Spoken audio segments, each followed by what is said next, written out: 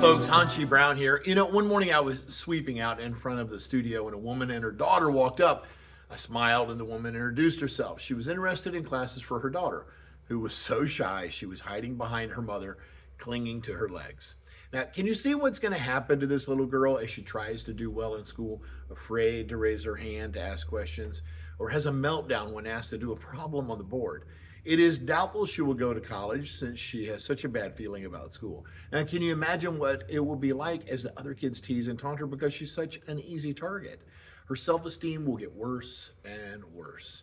Can you see her as an adult, possibly seeking out any relationship that she feels like will have her and ending up possibly abused or victimized? This girl needs confidence. It's not just important, it's vital, not just for now, but to possibly save her life, at the very least, to help remap her life into a more positive direction. Now, she did a class. We got her to participate and doing well. Mom thanked us for the trial lessons, but Dad, who, by the way, never came to watch, wouldn't pay for it. The girl's path is now set. There is nothing we can do except feel sad for her and a little bit for Mom, too.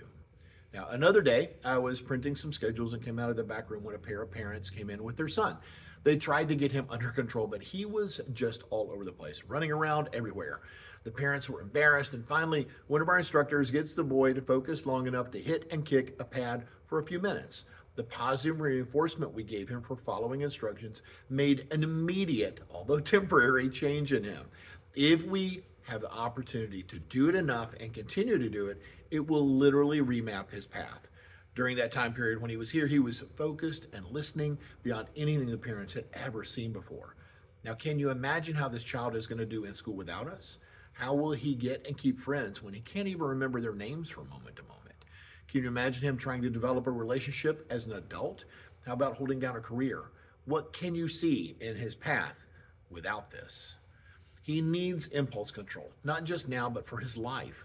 The parents don't see how we can help. They just see the time commitment and the costs, and maybe they're embarrassed by his behavior.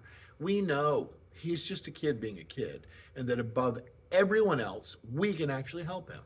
This is going to literally change his life. They say that they can't schedule it in. We're saddened by the direction this child is going to go without us. Now, what would this be worth to you? What will it be worth to your child when they're an adult looking back? I recently saw a social media post from a past student. She's a young adult now. She didn't actually make her black belt with us. I think she was only with us for probably a year or maybe a little bit more. But she was in our summer camps for a couple of years too. She is surrounded by drinkers and partiers, not that there's anything wrong with that. But this included her parents, who are very party oriented. Yet she seems to have her head on straight. She's in school, has a good job, is focused and success oriented, and stays away from all those partying young adults. Her brief time here was so long ago, I bet she doesn't even remember us. But I know without a doubt, we impacted that kid, and without us, her path would have been incredibly different. There is value here, value you can't measure. But ask anyone who's ever been here, and especially those who earned their black belts, they will tell you it is powerful and worth it. A young boy was training with us for years but had not made it to black belt. He had a friend who had bad-mouthed his training and made him feel uncool for doing martial arts. The parents let the boy quit. Now, I don't want to just give you my opinion here, so I'm going to go with a couple of other observations. The government says that your child is not qualified to live on their own until they are 18. If they were, you would move them out and Airbnb their room, would you not? Auto insurance companies save their better rates for when we all are past age 25 because they know the brain is not fully developed until then. Drinking age is 21, voting is 18, and yet these parents allow their children to make major life decisions like this.